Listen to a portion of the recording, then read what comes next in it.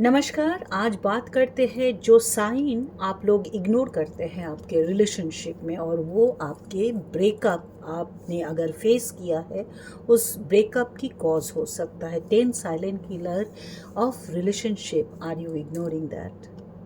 आइए जानते हैं। इस वीडियो में हम जानेंगे इसी रिलेशनशिप के ब्रेकअप की जो कॉजेज़ है उसको गहराई में जानने की कोशिश करेंगे।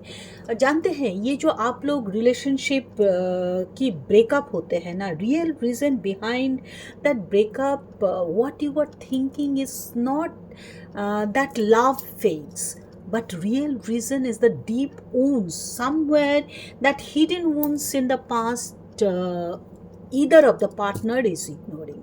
Okay, so breakup just don't happen overnight. It is hidden traumas from the past life you were carrying, or everyday stories. That trauma strikes every day in your relationship. Every day that breakup story is written in your relationship, which you are fortunately or unfortunately always ignoring. आप सोचते हैं ये ठीक हो जाएगा, बाद में ठीक हो जाएगा, बट नहीं दोस्त, कभी वो ठीक नहीं होता। वो रिलेशनशिप को ना एक दिमाग की तरह खोखला कर देते हैं, एंड अल्टीमेटली वो दैट जोन में, पेनफुल जोन में चले जाते हैं। आज हम लोग what if your real reason behind your breakup is not what you are thinking, it is hidden from your past life trauma. And when I am saying this, believe me, because during my lifestyle coaching, this holistic healing session segment, so many people have come up across the age, not only teenage or middle age, across the age have come up with the similar kind of pain in their heart, that breakup, unbearable pain they are unable to tolerate. But what is the real reason behind their breakup? आइए उसको हम dig out करते हैं। आप देखेंगे ये video आपके लिए बहुत इन्फॉर्मेटिव होने वाला है। अगर सही दिल से अगर इसको आप अपनाएंगे, तहे दिल से अगर आप इसको अपनाएंगे, सुनेंगे, समझेंगे और फिर अपनाने की कोशिश करेंगे, तो क्या हो सकता है, ये ब्रेकअप के रीज़न क्या हो सकता है? There could be multiple reason which you always ignore in your relationship, but I'm going to discuss here 10 major reasons which I have seen during my lifestyle coaching to my clients, and clients have come up with similar kind of pain points, pain in their heart, and this could be one of the reason. So if you are finding it there in your relationship, it is time that red flag is showing you to take the action. So first reason क्या हो सकता है? First reason है lack of communication. कोई एक partner दूसरे partner से अच्छे से बातें नहीं करते हैं, प्रॉपर फ्री ऑनेस्टली कम्युनिकेट नहीं करते। ये जो लैक ऑफ कम्युनिकेशन है ना, communication is the bridge of love. जब आप अच्छे से कम्युनिकेट करते हैं, ये लव की एक ब्रिज तैयार करता है, जो प्यार, जो बहुत ब्यूटीफुल सा एहसास है, कम्युनिकेशन उसको और स्ट्रॉन्ग बनाता है, सही कम्युनिकेशन। ओके, सो जब एक पार्टनर स्टॉप कर देता है, एक पार्टनर दूसरे पार्टनर से सही तरीके से कम्युनिकेट करना स्टॉप कर देते हैं, वो जो साइलेंट क्रिएट होता है, एक पार्टनर के दिल में जो वैक्यूम क्रिएट होता है, वो एक पार्टनर इतना ओवरपावरिंग हो जाता है वो कम्युनिकेशन में, दूसरे पार्टनर को हमेशा अंडर एस्टिमेट करते हैं। वो कम्युनिकेशन अगर सही नहीं होगा ना, it is like you are nurturing one garden and pouring water every day, तभी तो वो गार्डन खिला खिला रहेगा, नहीं तो क्या होगा, फूल पौधे वो सारे सूख जाएंगे। Communication is lack of communication is one of the major cause of killing the relationship, breaking the relationship. Okay, second reason क्या हो सकता है? सेकेंड रीज़न है ट्रस्ट एंड अंडरस्टैंडिंग। एक दूसरे के प्रति अंडरस्टैंडिंग होना इतनी ज़रूरी है मेरे दोस्त, एक रिलेशनशिप को स्ट्रॉन्ग बॉन्ड देने के लिए, और एक दूसरे के प्रति ट्रस्ट। ये जो ट्रस्ट है ना, ये जब भी आप देखेंगे ये trust word, trust is trust नहीं है, trust is foundation of love. अगर प्यार को एक फाउंडेशन, सॉलिड फाउंडेशन देना है, ट्रस्ट होना बहुत ज़रूरी है। जब ये ट्रस्ट ब्रेक होता है ना, जब ये ट्रस्ट मिसिंग होता है, तब कोई भी, इवन एक स्ट्रॉन्ग बॉन्ड भी अगर होगा ना, तो वो कहीं ना कहीं लड़खड़ाने लगते हैं। रिलेशनशिप के स्ट्रॉन्ग बॉन्ड लड़खड़ाने लगते हैं। ट्रस्ट वो पिलर है जिसके ऊपर आपके लव ब्लूम करता है ना, कि आपके पार्टनर के प्रति जो ट्रस्ट है वो इमेंस होना चाहिए। आप जानते हैं कि यहाँ पे कोई भी पॉइंट आउट नहीं कर सकता, because it is the trust between you and your partner which you have build up in your relationship. और यहाँ पे जहाँ पे वो ट्रस्ट की कमी होगी, वो वाले जगह पे जहाँ पे वो होता है ना, मेरे पार्टनर मेरे ऊपर शक करते हैं, वो सस्पिशन इतना ज़्यादा आपके लव को स्पॉइल करता है एंड रिप्लेस कर देता है। ये किसको? आप आपके पार्टनर के प्रति जो फेथ है उसको रिप्लेस कर देता है। क्या होता है, वो सस्पिशियस ऐसा एक नॉट है जो आपके लव को सफोकेट करने लगता है, लव की गला घोटने लगता है। वो शक की कोई इलाज नहीं होता। जहाँ पे ट्रस्ट एंड अंडरस्टैंडिंग नहीं होगा, वहाँ पे शक ज़रूर घर करेगा, और वहीं पे आपके रिलेशनशिप में एक हथौड़ा ब्रेकअप की ओर और मार देता है। तीसरा रीज़न क्या हो सकता है? तीसरा रीज़न हो सकता है एक्सट्रीमली अब्यूसिव रिलेशनशिप। एक्सट्रीमली नहीं, अब्यूसिव रिलेशनशिप। कोई भी रिलेशनशिप जो फेथ, ट्रस्ट, आपके लव के ऊपर बेस ना हो के अब्यूसिव रिलेशनशिप, डर के ऊपर बेस होके रहता है। आप फिजिकल टॉर्चर अब्यूसिव रिलेशनशिप में अगर है तो वो रिलेशनशिप आखिर तक नहीं चलेगा। वो रिलेशनशिप में हथौड़ा पहले ही लग जाएगा, ब्रेकअप का हथौड़ा पहले ही लग जाएगा। और कुछ लोग इतने हेल्पलेस फील करते हैं, एब्यूसिव रिलेशनशिप में होने के बाद भी फिजिकल टॉर्चर हो रहा है उनके ऊपर, फिर भी वो रिलेशनशिप को होल्ड करके बैठे हुए हैं। How painful it is. जरा इमेजिन करके देखिए कितने पेनफुल ये हो सकता है। No relationship can survive with this physical abusive relationship. Abusive relationship अगर होगा तो आपके वो जो कील ठोकने का प्रोसेस है ना, ब्रेकअप के कील, वो ऑलरेडी कॉफिन में ठुक रहा होगा पहले दिन से ही। अगर एब्यूसिव रिलेशनशिप से फिजिकल नहीं होता, mental abusive relationship is also abusive relationship. Mentally abusive, mental torture जो होता है वो रिलेशनशिप को सस्टेन नहीं करने देता, चाहे लड़के के लिए हो या लड़की के लिए हो, या आपके आप जो भी जेंडर से बिलोंग करते हैं उनके लिए हो। Abusive relationship is very painful in your loving relationship. ये एब्यूसिव रिलेशनशिप कभी भी नहीं होना चाहिए। रीज़न नंबर 4 क्या हो सकता है? जो सस्पिशियस एटीट्यूड मैंने बोला, ट्रस्ट एंड अंडरस्टैंडिंग में जब शक घर कर जाता है, ये शक ना कॉन्स्टेंटली जो शक करते रहते हैं, कॉन्स्टेंटली डाउट करते रहते हैं, that is like a poison. Slow poisoning होता है एक रिलेशनशिप में। It eats your happiness and love जो होता है उसको दिमाग की तरह खोखला कर देते हैं। कैसे? वो दिमाग की तरह खोखला होने लगता है जब आप सस्पिशियस एटीट्यूड इतना रखते हो ना। ये सस्पिशियस कब आएगा बताओ? इस वाइस वर्सा ट्रस्ट जब नहीं होगा तभी आएगा। और ये इतना स्लो पॉइजनिंग करता है एक रिलेशनशिप को, without knowing you are silently killing your relationship. It's always better to clear your doubt with your partners. So ये सस्पिशियस एटीट्यूड बहुत स्लो पॉइजनिंग का काम करता है रिलेशनशिप में। Now, fifth is also very major lack of physical intimacy. एक partner दूसरे partner को बोल ही नहीं पाता है how comfortable they are in their physical relationship. Okay, so physical intimacy is just like आपकी जो इमोशन होता है ना, ये क्लोजनेस जो होता है वो क्लोजनेस एक इमोशन है. इट इज सिर्फ वो इमोशनल बेस पे नहीं है, it is a need of your relationship. Physically जो आप एक दूसरे के प्रति जब अट्रैक्ट होना स्टार्ट लूज कर देते हैं, वो रिलेशनशिप स्लोली किल होने लगता है. ये फिजिकल रिलेशनशिप ना, when intimacy is missing in that relationship, specially in married couples life.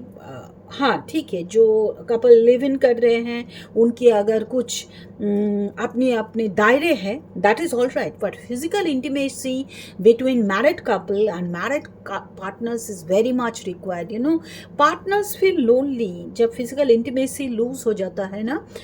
Partners feel lonely even if they are staying in huge crowd. आप देखेंगे दोनों के बीच में बहुत ज़्यादा डिस्टेंस हो जाएगा. इवन आजकल के जो यंग जनरेशन है, यंग क्या, आजकल जो आपकी जो थॉट प्रोसेस है, अगर if you are comfortable in your relationship and physically emotionally attracted towards this person, उसी टाइम पे आपको क्लियर अंडरस्टैंडिंग के साथ आपके पार्टनर के पास अप्रोच होना चाहिए, बाउंड्री लाइन क्रिएट करके कि this is where I am comfortable and this is where I am not comfortable. ये फिजिकल इंटीमेसी जब एकदम ही लैक हो जाएगा, वो रिलेशनशिप टिकेगा नहीं, वो रिलेशनशिप एक डेड रिलेशनशिप में तब्दील होता जाएगा. ये रीज़न बहुत ज़्यादा लोग इग्नोर करते हैं. Number 6 reason could be your past life traumas. You know, past life में क्या होता है, हमारे बॉडी डेथ हो जाता है, पर सोल तो कभी डेथ नहीं होता.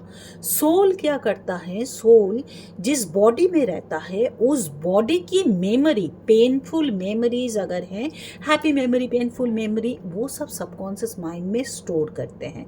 इसीलिए हम हमेशा आप लोगों को इनकरेज करते हैं, आप लोग पास्ट लाइफ रिग्रेशन को कराइए. Past life regression it is a science now. Past life regression के थ्रू आप किस तरीके से अपने ट्रॉमा को हील कर सकते हैं, डीप ऊंड को प्लग करके उस होल को रिफिल कर सकते हैं, फील कर सकते हैं लाइट के थ्रू एंड हीलिंग के थ्रू. आप वो ट्रॉमा से निकल के आ सकते हैं. सो वो पास्ट लाइफ जो ट्रॉमास होते हैं ना, कभी कभी past life trauma, pain is not from this life. ये ज़रूरी नहीं है इसी लाइफ में आपके साथ कुछ पेनफुल इंसिडेंट हुआ है. हो सकता है पास्ट लाइफ में आपके पार्टनर के साथ आपने बहुत ज़्यादा डिफ़िकल्टीज फेस किया है, ट्रॉमा फेस किया है, एंड आपकी सबकॉन्शियस मेमोरी अभी भी उसको स्टोर कर रहे हैं. तो ये पास्ट लाइफ ट्रॉमास जो होता है ना, ये पास्ट लाइफ ट्रॉमास में जो अनहील वूंड्स होता है, वो अनहील वूंड्स पास्ट लाइफ लिया के स्टोर करके रखता है. कहाँ पे? आपके सबकॉन्शियस मेमोरी पे.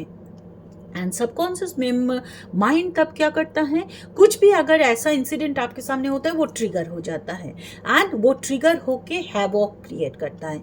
तो पास्ट लाइफ ट्रॉमा हीलिंग को ज़रूर तवज्जो दीजिएगा. आपके रिलेशनशिप मल्टीपल ब्रेकअप, मतलब मल्टीपल रिलेशनशिप में जाना, ब्रेकअप फेस करना could be from your past life traumas, which is unhealed wound is there in your subconscious mind. That memory is there in your subconscious mind and you have neglected throughout. और वो जब भी वो memory कुछ similar type of incident देखता है, वो memory trigger करेगा past life wound से लेके.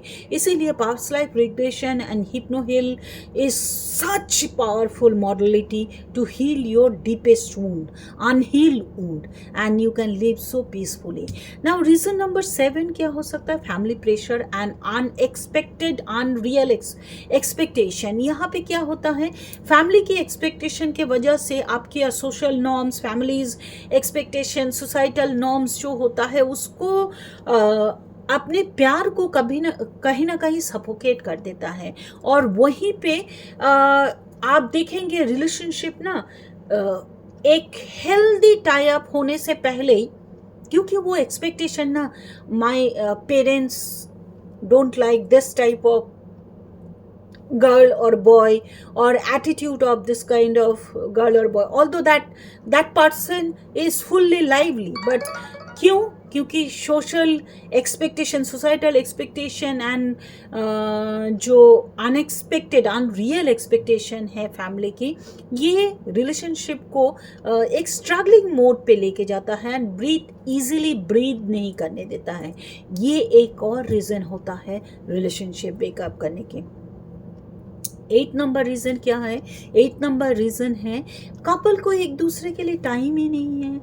एक दूसरे के लिए, चाहे वो मैरिड हो, अनमैरिड हो, लवर्स हो, लिव इन पार्टनर्स हो, अगर एक दूसरे के लिए टाइम नहीं निकालेंगे तो किस तरीके से वो रिलेशनशिप ब्लूम करेगा. हमेशा इन दिस बिजी वर्ल्ड ना, कपल ऑलवेज दौड़ रहे या तो पैसे के पीछे, या पावर के पीछे, या प्रिविलेज के पीछे. एंड एक्चुअल जो वैल्यू है चीज़ की, जो वैल्यू करनी चाहिए, that is that partners time, quality time, वो कहीं ना कहीं कपल लूज, वो लैक करते हैं. एंड विदाउट कपल टाइम ना, even that deep love will stand in the empty and stand in the empty vessel and feel that vacuum inside their heart, because एक partner दूसरे partner के लिए time ही नहीं निकाल पा रहे हैं. नाउ ये बहुत बहुत बहुत ज़्यादा मेजर क्राइसिस है आजकल के फास्ट वर्ल्ड में. कपल के बीच में that time, quality time is not there. And when you love the person, you will make sure to take out your at least couple time for in a 24 hours in a day. कुछ couple time आप चाहे दुनिया के किसी भी प्रांत में हो, उसके लिए ज़रूर निकालने की कोशिश करेंगे. अगर नहीं निकाल रहे हैं, कहीं ना कहीं आप वो स्लो पॉइजनिंग की ओर दौड़ रहे हैं, वो दैट डेड रिलेशनशिप की ओर दौड़ रहे हैं, जहाँ पे आप वो वाइब नहीं फील करेंगे, वो love will die down slowly. Ninth reason क्या हो सकता है? 9 number reason is ego. When I in a relationship, I becomes bigger than we, वहीं पे हो जाता है सब गड़बड़. वो ईगो जो होता है ना, वो दैट लव का जो एसेंस है, वो ईगो डिस्ट्रॉय करने लगता है. And ego is the silent killer of any relationship. मैं मर्द, मैं औरत, I am the man, I am the woman, ये जो मैं ही बेस्ट, स्टॉप इट. आई के अलावा सोच के देखिए वी के बारे में. मैं नहीं, हम को मिला लीजिए, हम के साथ हाथ मिलाइए, वो रिलेशनशिप बहुत स्ट्रांग बनेगा. जहाँ पे आई, मैं हूँ, ये आ जाएगा इमीडिएट. वो स्लो पॉइजनिंग की भी ज़रूरत नहीं पड़ेगी, वो फास्ट एक्शन स्पीड पे चला जाएगा रिलेशनशिप. यकीन मानिए, ये टैरो में इतने क्वेश्चन आते हैं. मैं जो ये टॉपिक बर्निंग टॉपिक है भाई, बर्निंग पेन पॉइंट्स है. आजकल के दौर में बहुत सारे लोग रिलेशनशिप को सही तरीके से समझ नहीं पा रहे मेरे दोस्त, और ये रीज़न है, ये सारे साइलेंट किलर है एक रिलेशनशिप में. इसीलिए लोग इतने ज़्यादा ब्रेकअप को झेल रहे हैं इस दौरान. बहुत ज़्यादा ब्रेकअप के पेन इतने पेनफुल होते हैं, लोग trauma, depression and unhealthy lifestyle में चले जाते हैं. देन वन आफ्टर अदर उस ब्रेकअप को झेलने के लिए एक और रिलेशनशिप में जाना, वो फॉल बैक करना किसी गलत पार्टनर के ऊपर, फिर जाके गलत पार्टनर को अट्रैक्ट करना, ये विशियस साइकिल चलता रहता है. इसको ब्रेक कीजिए. You understand your relationship and reason behind how to build a solid relationship, or decode the reason behind your breakup in the relationship. You will find one, if you have faced this breakup in your relationship ना, और आपके family में किसी ने face किया है, यकीन मानिए मेरे दोस्त, आप इस 10 में से 1, 2, 3, 4, 5, इवन 10 के 10 आप फील करेंगे आपके रिलेशनशिप में हुआ होगा, ये रीज़न हुआ होगा उस ब्रेकअप में। ब्रेकअप ओवरनाइट में नहीं होता। Every day silent story is written, that breakup की silent story is written behind your back and you have ignored that story again over and over again. That is why maybe you have faced breakup in your relationship, or your loved one might have faced, आपके बच्चे या आप, आपके partner या आपके friends देखेंगे इस, ये ज़रूर ये रीज़न होगा। एंड जो 10th रीज़न है वो भी काफ़ी पावरफुल है, third person involvement. Third party involvement जब हो जाता है ना, समटाइम्स ना एक आउटसाइडर की एंट्री जब होती है आपके रिलेशनशिप में, आउटसाइडर की एंट्री जब होती है, उस फाउंडेशन को हिला देते हैं। आपकी स्ट्रॉन्ग फाउंडेशन जो रिलेशनशिप में है उसको हिला देते हैं, B it emotional, physical, mental. It creates a deep crack in the relationship. और हमारे ना जब भी टैरो रीडिंग आता है, आप देखेंगे टैरो रीडिंग में एक 3 ऑफ सोर्ड्स की कार्ड आता है। अगर मेरा जल्दी जल्दी निकल जाता है तो मैं अभी आप लोगों को दिखाती हूँ। वो कार्ड जब आता है ना, हम देख के मतलब ज़्यादातर केसेस वही होता है कि ये रिलेशनशिप ब्रेकअप की तरफ इनके हार्ट मतलब पेन फेस कर रहा है, इसकी तरफ इशारा करते हैं। अगर आप टैरो रीडर हो और मुझे देख रहे हो तो वो आप जानते हो, लेकिन जब भी केसेस आते हैं ना, ज़्यादातर ये टावर कार्ड निकल के आ जाता है। यकीन मानिए, जब हम लोग कराते हैं ना, मतलब जब क्लाइंट के करते हैं टैरो रीडिंग एनालिसिस करते हैं, ज़्यादातर रीडिंग में ये केसेस निकल के आता है।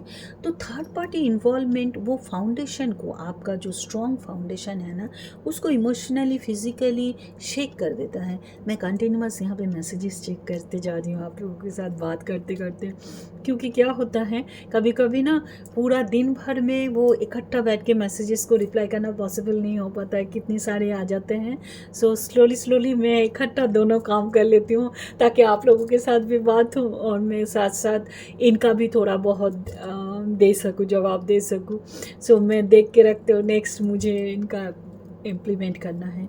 सो आपने देखा ये 10 रीज़न है, मेजर रीज़न है। They are the silent killer of your happy relationship. So अगर आपको समझना है, अपने आप को समझना है, अपने पार्टनर को समझना है, ये डिकोड करना बहुत ज़रूरी है कि आपके रिलेशनशिप में ये सब ना हो। अगर ये सब नहीं होगा, आपके रिलेशनशिप बहुत ब्यूटीफुल सा रिलेशनशिप में तब्दील होगा। पर अगर आपने फेस किया है, अगर आप ये सारे कॉमन रीज़न फेस कर रहे हैं, रिलेशनशिप में चैलेंजेस फेस कर रहे हैं, रिलेशनशिप में ब्रेकअप फेस कर रहे हैं, पेनफुल, दैट 3 ऑफ स्वॉर्ड्स का कार्ड दिखाया, that painful what you call feeling inside your heart, अगर आपने फेस किया है, it is often collection of multiple unresolved issues in your relationship, है ना। बट अगर आपने फेस किया है और अगर आपको लगता है, good news is there, always we are always there. Guiding light tarot and healing service is always ready to extend their hand to heal you, to take out that reason which you are facing currently for your pain, for your breakup, and heal your heart. We are always there to support you. You can go and book your session anytime. Just take one convenient time and feel free to reach out to us. We'll try to help you out the bestest possible way. Okay, so क्या कर सकते हैं आप वहाँ पे tarot reading के साथ clarity ले सकते हैं, पास्ट लाइफ के थ्रू आपकी जो पास्ट ओन ट्रॉमास है उसको हील कर सकते हैं। लामा फेरा हीलिंग के थ्रू आपके मेंटल, इमोशनल, फिजिकल पेन को रिलीज़ कर सकते हैं। नेगेटिव थॉट प्रोसेस को चैनलाइज करके आपकी पूरे ऑरा को क्लींस कर सकते हैं, ऑरा क्लींजिंग करा सकते हैं। There are so many multiple services available through guiding light tarot and healing service. मैंने देखा है जिसको प्रॉब्लम जिस एरिया पे है उसी प्रॉब्लम से ओरिएंटेड मैंने सॉल्यूशन के तौर पे एक हीलिंग सेगमेंट ज़रूर प्रिपेयर किया है अपने वेबसाइट पे। आप देखिएगा, टॉपमेट के थ्रू आप बुक करा सकते हैं, वेबसाइट के थ्रू बुक करा सकते हैं। लिंक सारे चैनल के डिस्क्रिप्शन में डाल के रखा है। आप अपना पर्सनल टैरो रीडिंग करा सकते हैं क्लैरिटी के लिए कि क्या हुआ था और उस रीज़न को हील कराइए। आपके ऑरा को स्कैन कराइए। Aura scanning it is like taking a blood test. जब आप ब्लड टेस्ट लेते हैं तभी तो आप आपकी जो बीमारी है उसको डायग्नोसिस कर पाते हैं, है ना। तो ब्लड टेस्ट करने के बाद हम फिर हीलिंग थेरेपी सेगमेंट आपके लिए प्लान करते हैं। सो मुझे लगा आज आप लोगों के साथ ये डिस्कस करना चाहिए था, इसीलिए मैं इस रीज़न को लेके आई, बिकॉज़ ये बहुत स्ट्रॉन्ग, बहुत पावरफुल रीज़न है जो लोग रिलेशनशिप में ब्रेकअप फेस करते हैं। But you know the good news is healing is always possible. Healing is always possible through tarot reading, past life trauma, Lama Fera healing, and there are multiple healing therapy segments. Even I suggest crystal for your painful feeling, for your pain point. I suggest to wear certain crystal which will help you for self-healing process. You will gain clarity, you will heal your old wounds, and क्या होगा उसके साथ साथ आपके aura को भी आप क्लींस करेंगे एंड आगे की लाइफ के लिए तैयार हो जाएंगे, इज़न्ट इट। सो आप सबको मेरी तरफ से बहुत सारा, I am sending you all the healing energy to you and your family. आप हमेशा खुश रहिएगा, खुशियाँ बांटिएगा एंड जहाँ तक हो सके आपकी वेलबींग को टेक केयर कीजिएगा। हम आपसे मिलते हैं। अगर ये वीडियो अच्छा लगे please do like and share it with others, because आप जब लाइक करते हैं, आप जब कमेंट करते हैं, मुझे मोटिवेशन मिलता है कि yes my purpose is been served. My purpose जो आपका help to heal the soul वो सर्व हो गया है। सो आप लोग जुड़ते रहिएगा। हम आपसे फिर मिलेंगे किसी न्यू टॉपिक के साथ, इंटरेस्टिंग कंटेंट के साथ। तब तक ध्यान रखिएगा अपना। Take care, bye bye.